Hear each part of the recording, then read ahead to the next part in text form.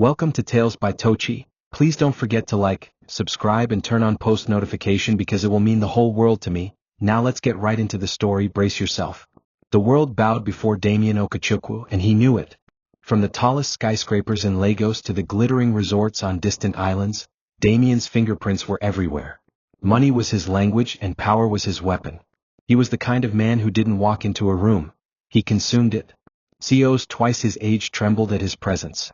Politicians courted his favor like peasants begging for scraps. He wore arrogance like a finely tailored suit, and his heart, if he ever had one, was buried so deep beneath his ambition that no human touch could reach it. To Damien, people were commodities and loyalty was just another product to be bought or discarded. His empire was built not only on business acumen but on cruelty, silent firings, ruthless buyouts, crushed dreams.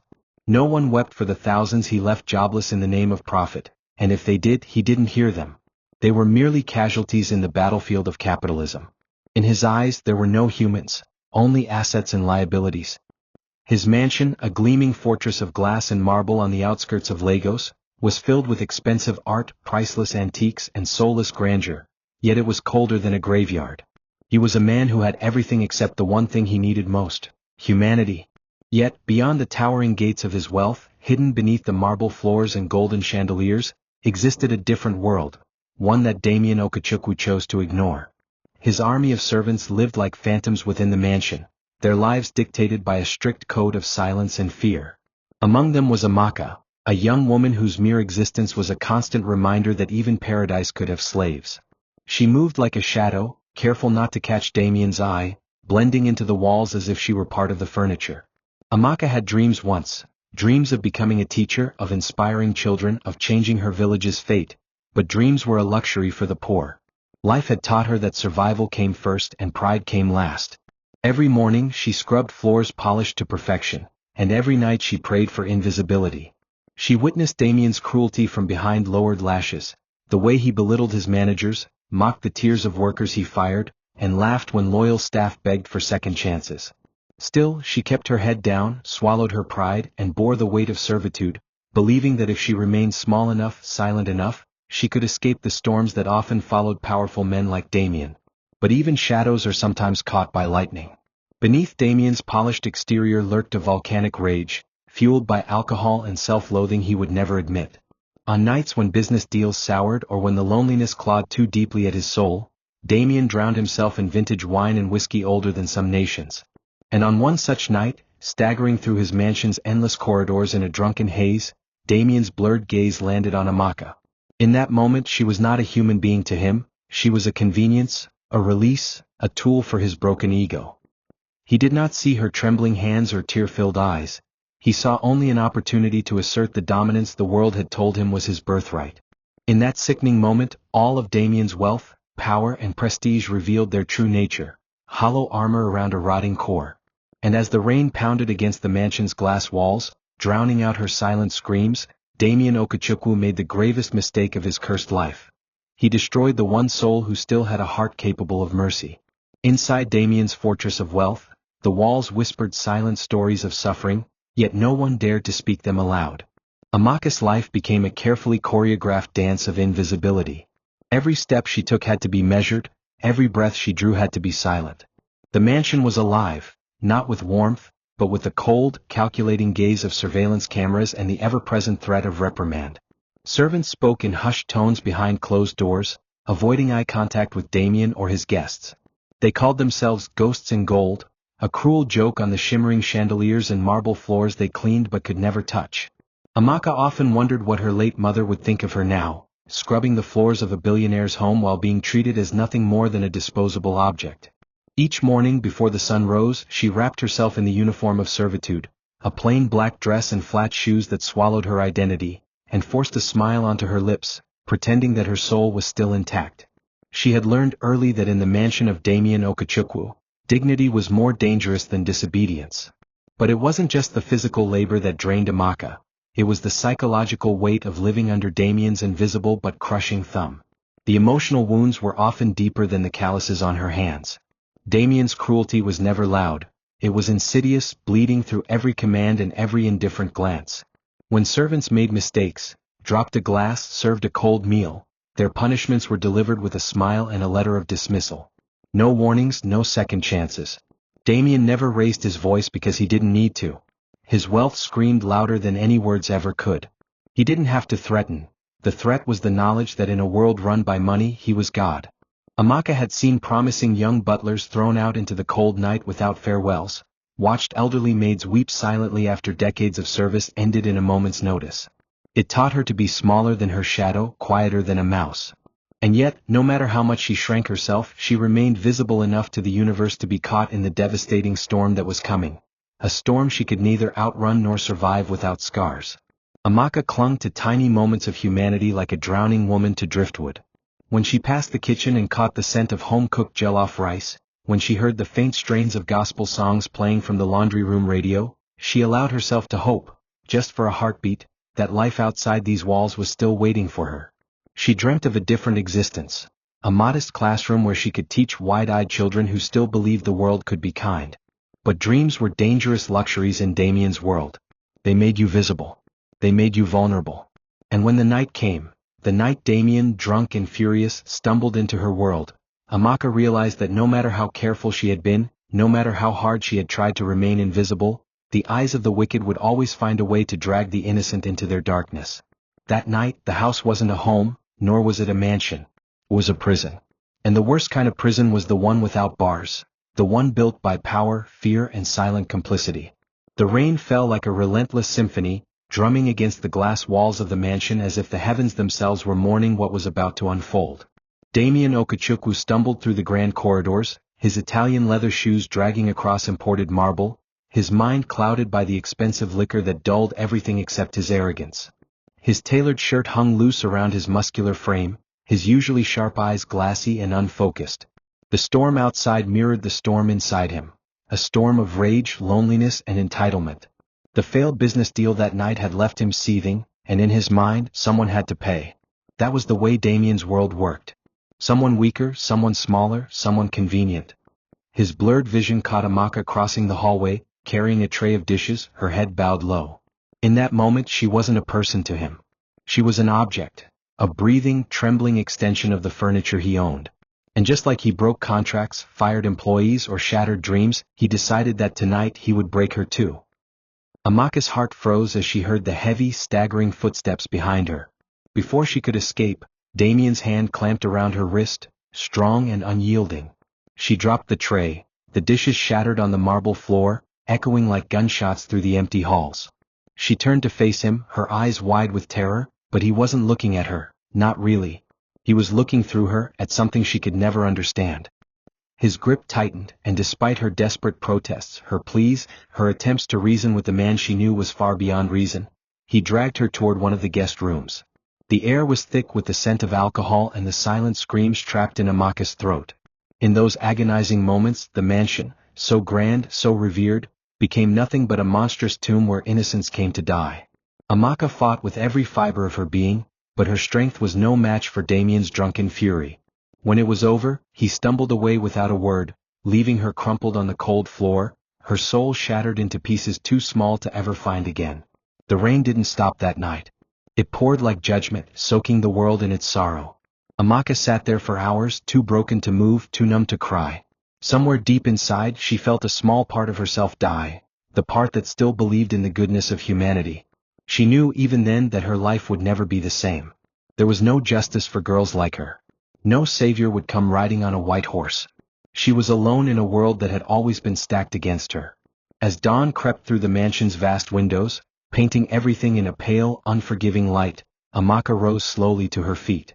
Her hands shook as she gathered the shattered pieces of the tray, not because she was afraid of being punished for the broken dishes, but because she understood that something far more precious had been broken that night.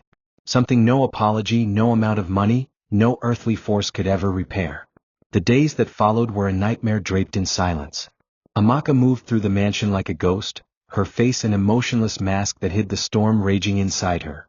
She bore the stares of other servants who suspected but dared not speak, bore the ache in her body that medicine could not soothe, bore the choking shame that refused to leave her throat. Each time she passed Damien in the corridors, cold, detached, oblivious to the life he had shattered, her stomach twisted into knots. He never looked at her. Not once. To him, it was just another drunken night forgotten, another inconvenience erased by the sheer force of his wealth and pride. But for Amaka, it was a living nightmare that played itself over and over in her mind, a wound that festered silently beneath her composed exterior. She was a prisoner inside herself, chained by fear, shame, and a growing, gnawing suspicion that her nightmare was far from over. Weeks later, when Amaka missed her monthly bleeding, the truth descended upon her like a guillotine. She was pregnant. The revelation hit her with a force so brutal she could barely breathe. She locked herself in the tiny servant's bathroom, staring at her reflection in the cracked mirror, clutching her flat stomach with trembling hands. Tears streamed down her face as she imagined her future, a future chained to the child of the man who had destroyed her. Would he even believe her? Would he care? Amaka knew the answers before the questions fully formed. Telling Damien meant nothing but disaster. She had seen what happened to the few servants who dared bring problems to his feet. They were crushed, discarded, erased. But how could she hide a growing child in a world that prized uniformity and obedience? Every path she considered led to ruin. Yet, despite the overwhelming fear and helplessness, a small, stubborn ember of love sparked within her. The child was innocent. The child had done nothing wrong. And Amaka vowed then, through choked sobs and bleeding hope, that no matter what Damien did to her, she would protect the life growing inside her with everything she had. When Damien eventually learned of the pregnancy, not from Amaka herself, but from a gossiping maid who mistook cruelty for entertainment, his reaction was as brutal as it was predictable. He summoned Amaka to his office, a vast room filled with the stench of leather-bound books and cold authority. Without looking at her, without even acknowledging her humanity, he pushed a heavy envelope across the mahogany desk.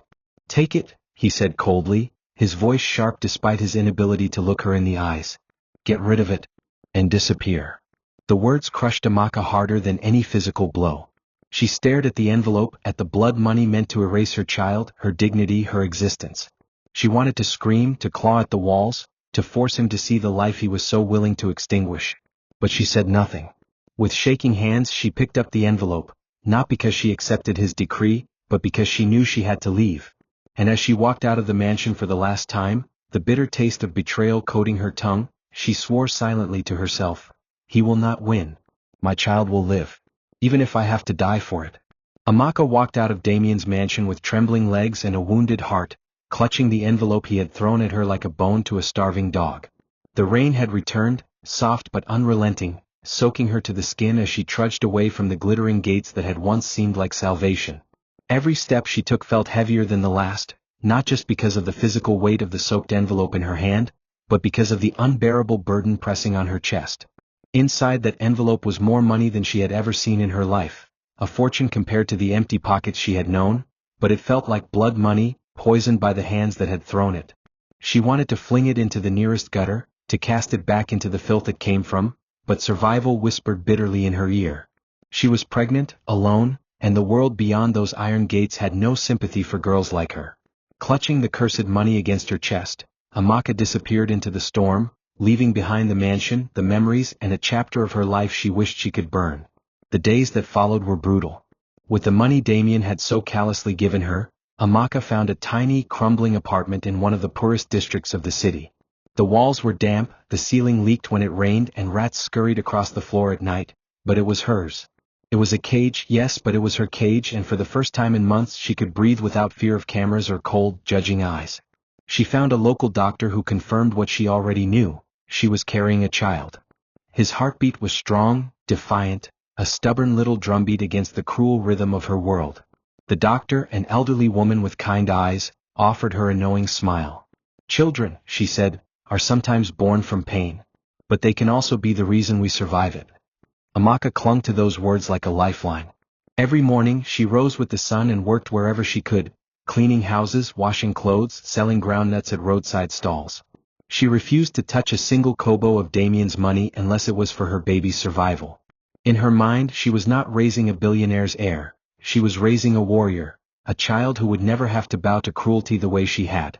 But even as she tried to rebuild her life, the scars of her past clung to her like shadows. Every time she closed her eyes she saw Damien's face, cold, drunk, indifferent. She wondered sometimes if he even remembered her. Did he lie awake at night, haunted by what he had done? Did he ever think about the life growing in her womb? Part of her wanted him to suffer, to rot in the silence he had imposed upon her. Another part, quieter and more painful, simply wanted acknowledgement, proof that she had mattered even if only for a moment. Yet, Amaka knew better than to expect redemption from a man like Damien Okechukwu.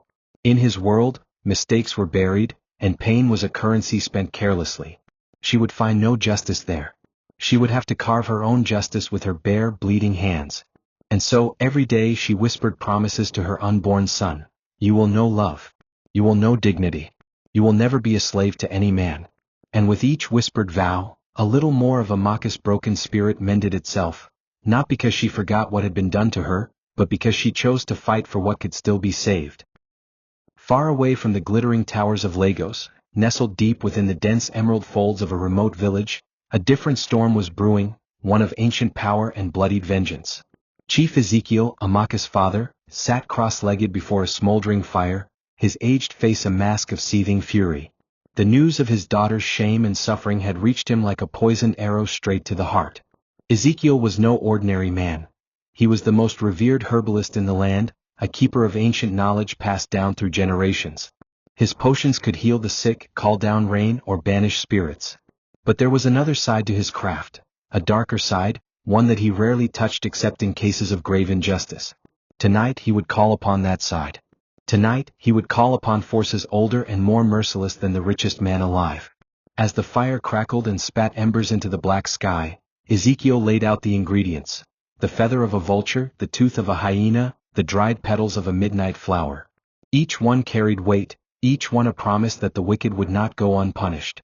The old herbalist's chants filled the air, a low, rumbling song that seemed to shake the ground itself. His hands moved with purpose, weaving spells into the smoke that curled upward into the heavens. He invoked the spirits of the ancestors, warriors and kings who had once ruled before money replaced honor. He spoke their names, reminding them of the blood debt owed. Damien Okechukwu had not just harmed his daughter. He had insulted the sacred balance of life itself. Such crimes could not be forgiven by courts or money. They demanded a justice that only the old ways could deliver. As Ezekiel's voice grew stronger, the flames danced higher, casting monstrous shadows on the trees surrounding his shrine. Finally he took a small gourd filled with river water and spat into it, sealing the curse with his own life force. Damien Okechukwu, he intoned, his voice a thunderclap against the silence, you who see yourself as a god among men, shall now become less than a man. Deaf to the cries of others. Dumb to the truth. Barren of legacy. Until the day you kneel before the life you sought to destroy. When the ritual ended, Ezekiel sat back, exhausted but satisfied. The curse had been sent, borne on the wings of the spirits whose justice was swift and final. Damien would suffer, not a quick death but a slow, humiliating decay of all he held dear. His empire would crumble not by the hands of his enemies, but by his own cursed existence. Ezekiel knew that nothing he could do would erase Amaka's pain or restore her lost innocence. But he could at least ensure that Damien Okechukwu would carry his sins like chains until his dying breath. As the old man stared into the dying embers of the fire, a grim smile touched his lips. In the village, justice might not come from judges or lawyers. It came from the earth, the ancestors, and the unbreakable bond between a father and his daughter. The curse wasted no time in finding its mark. On a morning like any other, Damien Okechukwu awoke to a world gone horrifyingly silent. At first he thought it was a bad dream, the eerie absence of noise, the unsettling calm. He snapped his fingers near his ear. Nothing. He shouted for his butler, but the sound died in his throat. Panic clawed at his chest as he stumbled through the mansion, waving his arms wildly, trying to make sense of the sudden vacuum swallowing his senses. The house that once echoed with the soft hum of machinery and the click of polished shoes was now a vast, empty tomb. When his staff finally found him, gesturing frantically like a madman, they rushed him to the best specialists money could buy. But all their machines, tests and diagnoses led to one inescapable truth. Damien Okechukwu was both deaf and dumb. No medical reason. No scientific explanation. His billions could buy hospitals, islands, even politicians, but they could not buy back his voice or his hearing. And deep in his soul, though he would never admit it aloud, Damien felt the cold hand of something far more ancient than medicine clutching at his throat. Days turned into weeks, and Damien's condition became the mansion's greatest secret. His board of directors lied for him, his lawyers signed documents in his name, and his assistants fabricated stories to cover his absence from meetings. But no matter how much they tried to shield the world from the truth, the empire began to crumble. Deals fell through. Rivals smelled blood in the water. Internally, employees whispered about the fall of the great Damien Okechukwu, wondering how a man once so invincible could vanish into such pitiful silence. Damien himself became a prisoner in his own home, trapped in a body that could no longer command fear with a barked order or a cutting insult. His anger festered inside him, a seething, boiling rage that had no outlet. He broke mirrors. He smashed televisions. He tore expensive paintings off the walls, but no matter how much destruction he wrought, he could not escape the truth. He had become powerless and there was no one left who truly cared. It was in this devastating silence that Damien began to reflect. Truly reflect, for the first time in his life. He remembered the faces of the men and women he had crushed underfoot without a second thought. He recalled the empty, soulless parties he hosted, the fake friends who laughed too loudly at his jokes, the hollow victories he celebrated alone. And inevitably, his mind circled back to Amaka, the girl whose eyes had held a sorrow deeper than the oceans he had sailed. He wondered, through tears he would never let fall, whether this was her revenge. Or worse yet, whether this was justice. As he sat alone by the vast, empty windows of his mansion, staring into the void of his silent kingdom, Damien Okechukwu realized that the curse placed upon him was not just a punishment for his sins. It was a mirror, forcing him to see for the first time the desolate wasteland he had built within himself. Damien's empire, once a fortress of influence and intimidation, began to rot from the inside out. Without his voice to bark orders or his ears to hear whispers of betrayal, the sharks in his corporate ocean grew bold. His once loyal executives, emboldened by his silence, began to carve pieces from his empire like vultures tearing at a dying lion. Deals that would once have been secured by a mere glare from Damien now fell apart with embarrassing speed. Contracts were signed without his approval, assets were sold off quietly, and alliances he had spent years cultivating crumbled overnight. Newspapers began to speculate, where is Damien Okechukwu? Shareholders panicked, their trust in the seemingly invincible man eroding like sand beneath a tidal wave. Lawsuits emerged, scandals leaked, and slowly the facade of invulnerability cracked. Damien watched it all unfold, screaming silently inside himself, pounding his fists against invisible walls. But no matter how much he raged, no matter how much he wept behind closed doors, the empire he built was slipping through his fingers, and there was nothing he could do to stop it. He tried everything his broken pride could think of. He hired new lawyers, fired old allies, poured millions into public relations campaigns, but none of it could undo the damage. The business world thrived on perception, and the perception of Damien's weakness was a disease that no amount of money could cure. Investors pulled out. Partners turned away. Opportunists he had once crushed now returned with sharpened knives. Worst of all, he realized that the people surrounding him had never loved him, never even respected him. They had only feared him. And now that he was deaf and dumb, now that he could not command with a glare or a roar, they had no reason to obey. He was a ghost haunting his own legacy, a relic no one respected anymore. His home, once filled with sycophants eager to please, became emptier each passing day. Rooms that once bustled with activity now stood silent, collecting dust. His reflection in the mirror looked more like a prisoner than a king. And in the dead of night, when the world outside his mansion slept, Damien sat in the silence he could no longer escape, realizing that all the money in the world could not buy back the dignity he had squandered. Through it all, one thought festered like a wound in his mind, the curse. Somewhere out there was a woman, no, a girl, he had wronged so deeply that the universe itself had risen in her defense. And somewhere out there was a child, his blood, his heir, that he had cast away like garbage. Damien clutched at the edges of his memories, trying to recall Amaka's face.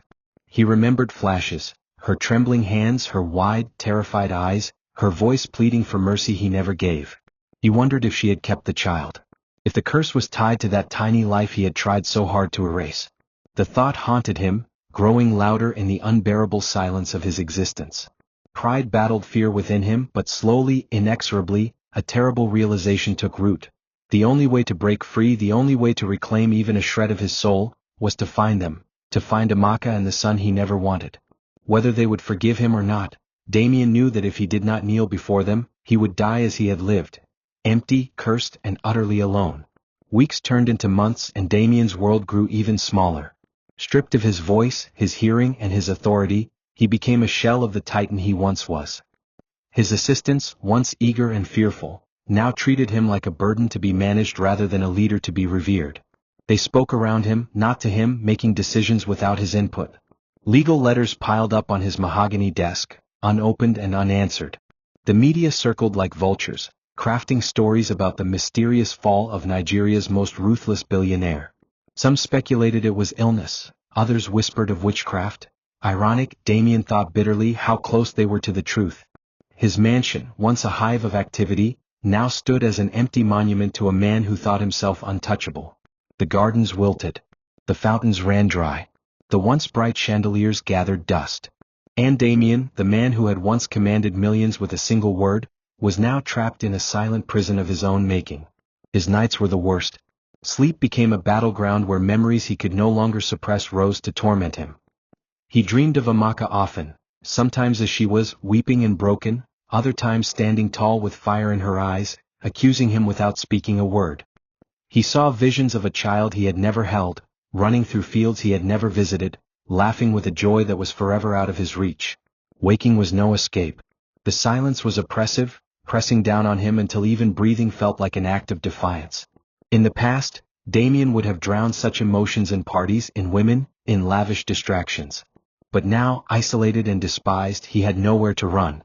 His mind became a mirror, forcing him to confront every cruelty he had inflicted, every bridge he had burned, every soul he had crushed under the heel of his ambition.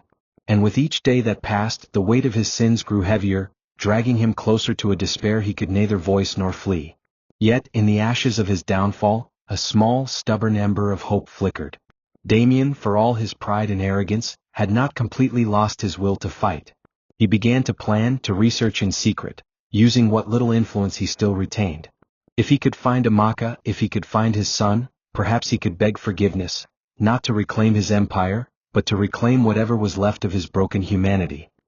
He knew the path would be steep, the reception colder than death itself, but he had nothing else left to lose. Late one evening, seated in the cold glow of his laptop screen, Damien initiated a search. He pored through records, hired private investigators, traced whispers through the alleys of the cities and the dusty roads of distant villages. The journey would not be easy, and the destination was uncertain. But for the first time in years, Damien Okechukwu was driven not by greed, not by pride, but by the desperate hope that somewhere, somehow, redemption might still be possible. The curse's cruel irony grew sharper with each passing year. As Damien searched desperately for the child he had once tried to erase, he faced another bitter truth: he would never father another. No matter how much he tried, no matter how many doctors he consulted in secret, no matter how many surrogates or willing women he recruited, every attempt to create an heir ended in devastating failure. Some pregnancies ended in miscarriage. Some never began at all. Medical science, despite its dazzling advances, offered no answers. There was no physical explanation for his barrenness. His body, once virile and strong, had become a cruel mockery of itself. Damien realized with chilling clarity that the curse was absolute, and that time was no longer his ally. His once vast dynasty, meant to stretch across generations, was teetering on the edge of extinction. His businesses were collapsing. His health was deteriorating. His legacy, the thing he once valued above all else, would die with him, unless he found the son he had betrayed. Haunted by this grim reality, Damien intensified his search. He moved quietly through the shadows, no longer the mighty lion but a wounded dog, desperate for forgiveness. Every lead became an obsession. He paid informants, bribed hospital clerks, even threatened old servants who might have known where Amaka had gone. But the trail was cold, years old, buried beneath layers of poverty and obscurity. Amaka had disappeared so completely that even Damien's vast resources struggled to find her. And yet, the thought of giving up was unbearable. Every time he closed his eyes, he saw the face of a young man he had never met, a face that could either be his salvation or his final damnation. What haunted him most was not the fear that his son would refuse him, but the knowledge that he deserved nothing more. He had thrown away the most precious gift life could offer, and now he was crawling through the mud to get it back. In the dead of night, Damien sat alone on his sprawling, empty balcony, staring up at a sky he could no longer hear. The stars, cold and indifferent, bore silent witness to his crumbling existence. He clutched a photo, the only recent image his investigators had found, a grainy picture of a young man selling wares at a dusty roadside market. The boy looked strong, resilient, hardened by hardship. Damien traced the outline of his face with trembling fingers, tears he could no longer hide blurring his vision. My son, he thought, a prayer without words. My blood. Hope and fear warred within him, but one truth remained inescapable. If he could not find a way to reach this boy, to kneel before him and beg for forgiveness, he would die as he had lived, alone, cursed and forgotten. The journey ahead was filled with thorns, and the destination offered no promises. But Damien knew he had no choice. Redemption, if it existed at all, lay not in wealth, not in power, but in the embrace of the very life he had once so cruelly denied. Chinedu had never known a day of luxury in his life. He grew up in a world where hunger wasn't a temporary discomfort but a constant companion, where dreams were often crushed before they could even form. His mother, Amaka, was the only anchor in his chaotic, unforgiving world. She raised him on sweat and sacrifice, weaving tales of resilience into every lesson she taught.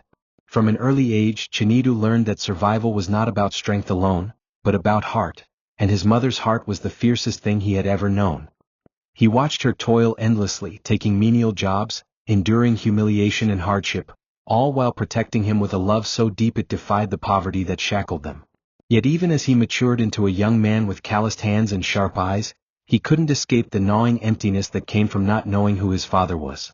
Whenever he asked, Amaka would fall silent, her face clouded with a pain so raw that he dared not press further. So he learned to bury his curiosity beneath the rubble of their survival, focusing instead on making enough to keep food on the table and hope in their hearts. Despite the crushing realities of their life, Chinedu harbored a stubborn kind of ambition. He taught himself to read with second-hand textbooks salvaged from dumpsters. He learned arithmetic by watching market traders haggle over goods. He listened to elders at the village square and absorbed their stories, lessons of cunning and wisdom woven into every proverb. His world was a classroom, and he devoured every lesson it offered, determined to rise above the mud that clung to his feet. But no matter how high he dared to dream, reality had a way of pulling him back. There were days when Amaka would come home, her face swollen from mistreatment at the hands of heartless employers, and Chinedu would feel an uncontrollable rage burn in his chest. He hated the world that mocked his mother's dignity. He hated the absent father he imagined, a man who must have been heartless to abandon a woman like her. And so, without even knowing Damien Okachukwa's name, Chinedu grew to despise him with every fiber of his being. In his mind, his father wasn't a man, he was a wound, a scar he would bear for the rest of his life. And yet, buried beneath that hatred, there remained a fragile, flickering question. Why? Why had his father left them to suffer? Why had he cast them aside like refuse? Those questions haunted Chinedu during the long nights when hunger gnawed at his belly and hope seemed like a cruel joke. He would stare at the cracked ceiling of their tiny home, fists clenched, heart pounding with a fury too vast for his young body to contain. But no answers ever came. His mother's silence was a fortress he could not breach. Over time, Chinedu stopped asking, not because he no longer cared but because he knew the truth, whatever it was, would break him.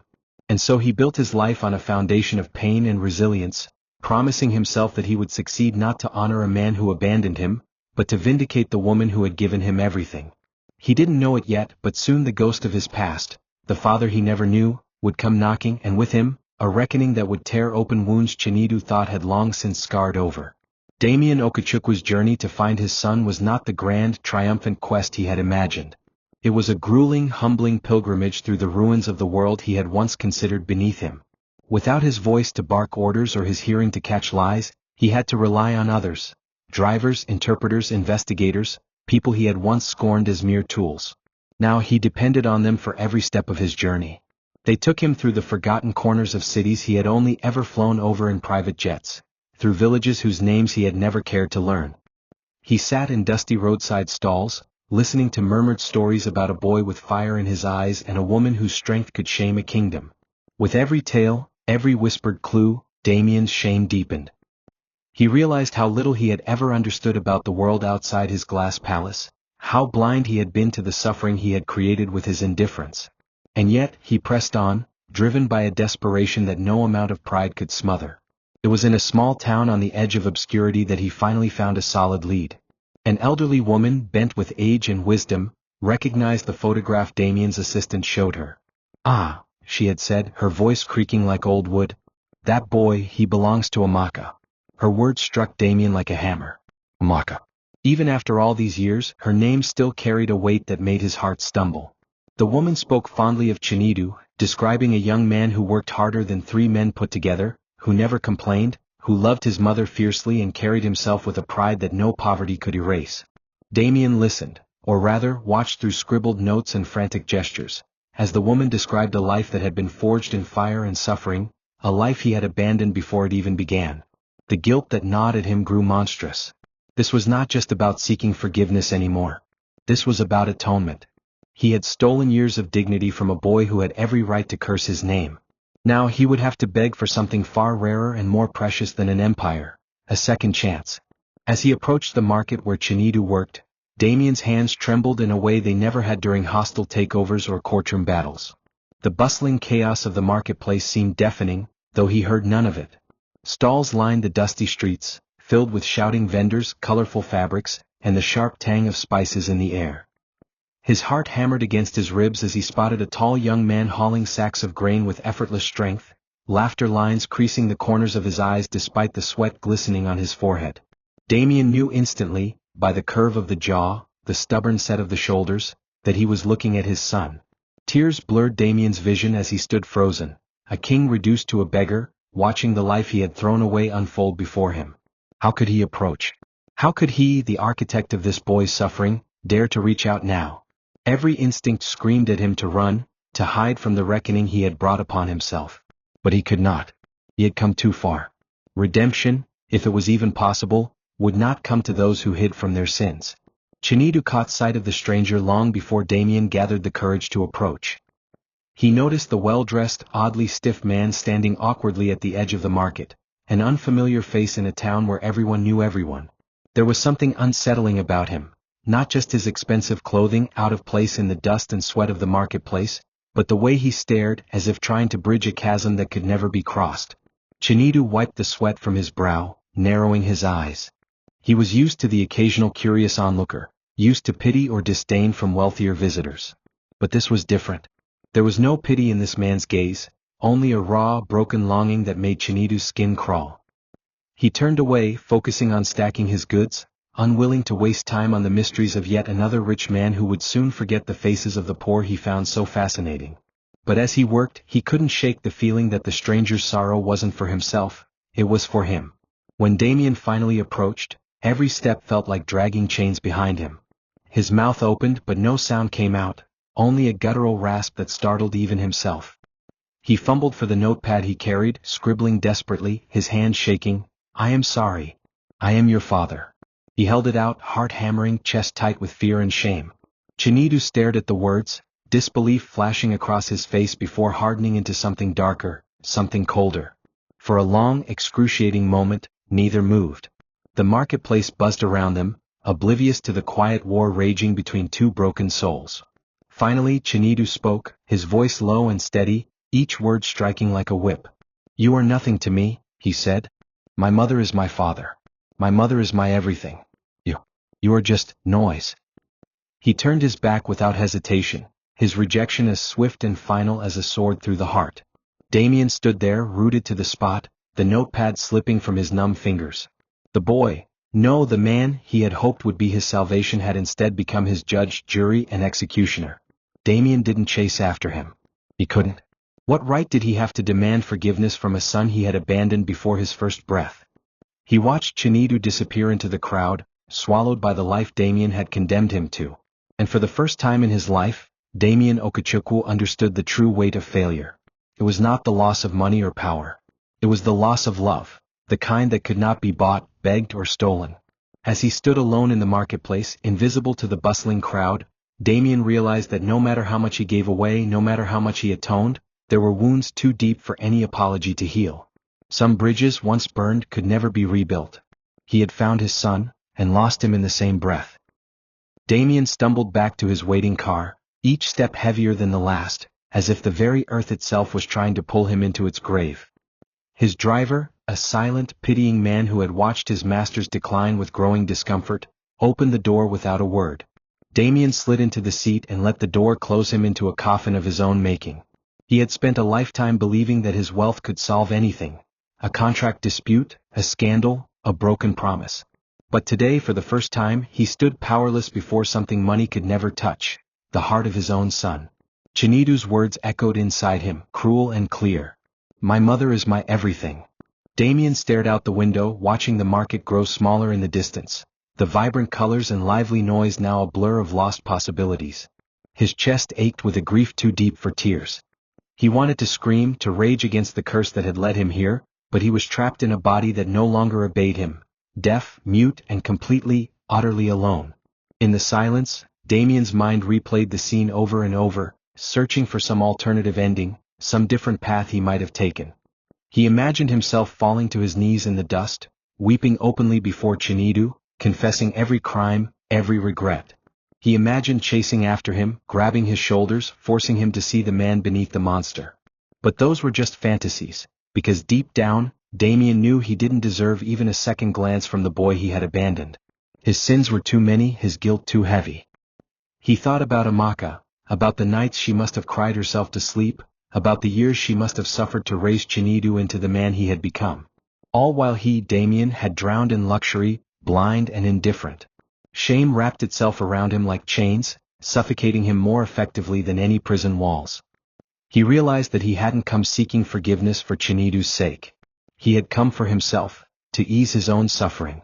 And that, more than anything, made him unworthy. By the time they returned to his mansion, Damien could barely walk. His body, worn down by years of stress, silence, and now soul-deep sorrow, was finally breaking. The house greeted him with its usual coldness, empty halls, abandoned rooms, echoes of a life that had already died long before today. He moved through it like a ghost, trailing invisible wounds in his wake. Everything he touched, the priceless sculptures, the velvet drapes, the golden chandeliers, felt hollow and meaningless. He sank into the giant armchair in his study, the leather cool against his fevered skin, and sat staring at nothing for hours. Somewhere in the darkness of that empty house, he finally accepted the truth. He had lost. Not just his company. Not just his voice. He had lost the only thing that could have redeemed his existence. And no amount of letters, lawyers, or billions would ever bring it back. As the days crawled by, Damien's body grew weaker, his health deteriorating rapidly under the crushing weight of despair. The once mighty billionaire, who had commanded nations with the lift of a finger, now found it difficult to even lift himself from bed. His doctors came and went like shadows, delivering diagnoses he couldn't hear and advice he couldn't understand. It didn't matter. Damien no longer fought to live.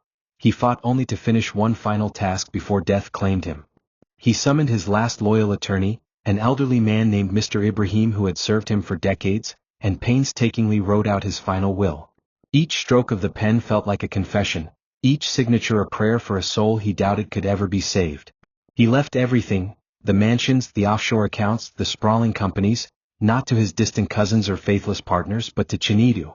Whether the boy accepted it or not, Damien wanted to ensure that the bloodline he had tried to erase would inherit the empire he had once prized above all else. It wasn't an act of generosity. It wasn't even an apology. It was the only way he knew how to give back a fraction of what he had stolen. In his will, Damien instructed that if Chinidu rejected the inheritance, the entire estate would be liquidated, and every kobo would be donated to charities serving orphans, abused women, and the poor. It was, he realized, a pitiful attempt at redemption, throwing wealth at the very people he had spent his life crushing beneath his boots. As he signed the final page, his hand trembling violently, Damien felt a strange lightness settle over him. It wasn't peace, he doubted he would ever know peace, but it was a kind of closure. He had made his choice. He had nothing else left to give and no more battles left to fight. For the first time in his life, Damien Okachuk was surrendered, not to enemies, not to rivals, but to the weight of his own conscience. That night, lying alone in the cavernous emptiness of his bedroom, Damien wrote one final letter, not to lawyers or banks but to Chinidu himself. The letter was simple, stripped of the pride and bluster that had once defined him. It spoke of regret, of shame, of the cowardice that had made him abandon the only two people who might have truly loved him. It asked for nothing, no forgiveness, no acceptance, no understanding. It was simply a confession, a last, desperate attempt to speak the words he could no longer say aloud. As he sealed the envelope with trembling fingers, Damien felt a tear slip down his cheek, the first and only tear he allowed himself. Tomorrow he knew would be his last day. And though he would die alone, he took a small, bitter comfort in knowing that somewhere out there, his son would have the chance to live a life free from the shadows of his father's sins. Chinedu sat in the small, cracked apartment he shared with his mother, the letter from Damien clutched in his hand. When the messenger had arrived earlier that day, Chinedu had been tempted to tear the envelope apart without reading it. But something in the old man's eyes, a deep, hollow sadness, had stayed his hand. Now, as he read the words written by the father he had rejected, he felt a turmoil inside him more violent than anything he had ever known. Damien's words were raw, stripped of ego, filled with an aching remorse that bled from every line. Chinedu hated how much it shook him. He wanted to remain angry, to carry the righteous fury he had nurtured for so long. But the letter's honesty, its complete and utter surrender, cracked something deep within him. Amaka, watching silently from across the room, said nothing. Her eyes, always filled with unspoken wisdom, merely watched her son wrestle with a decision that only he could make. Hours passed before Chinedu made up his mind. He wasn't going for Damien. He wasn't going to honor a man who had abandoned him. He was going for himself. For closure, for peace, for the small part of him that needed to see the monster face to face one last time. When he arrived at Damien's mansion, it was nothing like the fortress of power he had imagined as a child. The gardens were overgrown. The fountains were dry. The windows, once polished to a gleaming shine, were dull and lifeless. It was a mausoleum, not a home. Chinedu was led to the master bedroom by an old housekeeper who wore sorrow like a second skin. There, on the massive bed that looked more like a tombstone, lay Damien, frail, shrunken, a mere shadow of the titan he once was. Their eyes met, and for a long moment neither moved. Damien's eyes were filled with a desperate, pleading light, a silent apology no words could carry. Chinedu sat beside the bed, feeling an unexpected calm settle over him. He didn't speak. He didn't need to. In the silence between them, a lifetime of anger, grief, and shattered dreams passed like a tide. Damien reached out a trembling hand, and after a moment's hesitation, Chinedu took it. It wasn't forgiveness. It wasn't acceptance. It was simply acknowledgement, two broken men recognizing the pain they had caused each other. Damien's chest rose and fell in a final, shuddering breath. A faint smile ghosted across his lips, and then he was gone, leaving behind only the weight of unfinished conversations and a wealth Chinedu wasn't sure he even wanted. As he sat there, holding the hand of a man he had hated for so long, Chinedu realized that sometimes closure wasn't about fixing what was broken. Sometimes it was simply about letting go. And with that thought he stood up, leaving behind the empty mansion, and walked out into a world that was finally truly his own. The morning after Damien's death dawned gray and heavy, as if the heavens themselves mourned the fall of a man who had once believed himself a god. Chinedu returned to the mansion, this time not out of anger nor duty, but because there were things that needed to be faced, chains that needed to be broken if he was ever going to move forward. The legal executor, Mr. Ibrahim, greeted him solemnly, an envelope in his hands, the same one Damien had painstakingly sealed with shaking fingers in his final hours. The mansion, now officially his by the terms of the will, stood as a mausoleum, every room a grave to the pride, ambition, and loneliness that had consumed Damien Okechukwu. Chinedu moved through the house slowly, feeling the ghost of his father's presence in every creaking floorboard, every faded portrait. In one of the massive sitting rooms he found old photographs hidden in a drawer, pictures of a young Damien, smiling, vibrant, filled with the arrogance of youth. It was a stark contrast to the broken man he had met just days before. Chinedu realized then that even monsters had beginnings. They weren't born. They were made, often by wounds too deep to see. As he walked through the vast, echoing halls, Chinedu couldn't help but wonder what it must have been like for Damien to live surrounded by such hollow grandeur. Wealth without love. Power without purpose. Influence without legacy. For all his billions, Damien had died poorer than the beggars Chinedu saw on the streets every day, because no one had truly mourned him. No wife sat by his bed, no friends held his hand, no partners wept at his passing. In the end, it had been Chinedu, the son he rejected, who had given him the only dignity he had left. A silent goodbye. No riches could replace that loss. No gold-plated caskets or lavish funerals could cleanse a life lived without kindness. As Chinedu sat down in the main office, staring at the heavy documents bearing his name, he felt an overwhelming wave of emotions crash over him. Grief for the man who might have been his father, anger for the man who wasn't, and sadness for the boy inside him who had once dreamed of a father's love. He opened the final letter with trembling hands. It was short, painfully so, but every word carried the weight of a lifetime. Damien asked for forgiveness but did not demand it. He spoke of regret, of missed opportunities, of a love he had never been brave enough to give. He ended the letter with a simple line that shattered the last walls around Chinedu's heart. "If I could live again, I would choose to be your father," proudly from the first breath to the last. Tears he had long refused to shed welled up in Chinedu's eyes.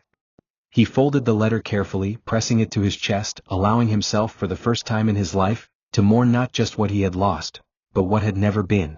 It was a strange kind of healing, jagged and raw, but healing nonetheless. He wasn't ready to forgive Damien, not entirely. But he was ready to forgive himself for needing that forgiveness. And maybe, just maybe, that was enough. In the days that followed, the world learned of Damien Okechukwa's death. Newspapers ran cautious obituaries, struggling to balance the awe of his financial empire with the uncomfortable truths of his personal failures. Some praised his business acumen, others whispered of scandals and loneliness. But to Chinedu none of the words mattered. The man they described, the tycoon, the legend, the ruthless negotiator, was not the man he had met on that hospital bed. The real Damien was a broken, silent figure who had spent his final days drowning in regrets. And strangely, knowing this, Chinedu felt no triumph, no satisfaction. There was no victory in watching a man crumble under the weight of his own sins. There was only sorrow, for what had been lost and for what had never been given the chance to grow. On the day of the private funeral, Chinedu stood alone beside the casket. No cameras. No board members. Just a father and a son, separated by a lifetime of silence. The funeral was a simple one. No extravagant displays of wealth, no grand speeches. Chinedu had insisted on it. Damien's resting place was a quiet corner of the estate, beneath a sprawling old tree whose roots dug deep into the earth, a silent witness to the end of a dynasty. As the small coffin was lowered into the ground, Chinedu dropped a handful of earth onto the polished wood, whispering words he hadn't prepared and could barely voice. "Rest," he said, his voice cracking. "Rest and find peace, if you can." And with those simple words, Chinedu felt a weight lift off his chest, not because everything was healed, but because he had chosen to let go of the anger that had chained him for so long. He realized that forgiveness wasn't about excusing the past. It was about refusing to let it control the future. Damien's failures would not define him. Damien's sins would not be his inheritance. Chinedu would build something better, not because he owed it to his father but because he owed it to himself. After the funeral, Chinedu wandered the estate grounds, lost in thought. In his hand, he clutched the old wrinkled photograph he had found among Damien's belongings. A picture of Amaka as a young woman, smiling radiantly, holding a newborn child swaddled in a faded blanket. His mother had loved him fiercely from the very beginning, even when the world had not. And in that moment, Chinedu understood where his true legacy lay. Not in the millions Damien had left behind. Not in the sprawling businesses or crumbling reputation. It lay in the quiet strength of a mother's sacrifice, the silent battles she fought, the dignity she preserved even when life tried to strip it away. As he looked up at the vast, open sky, Chinedu made a vow, not to Damien but to Amaka, to himself, to the future he would now choose for his own.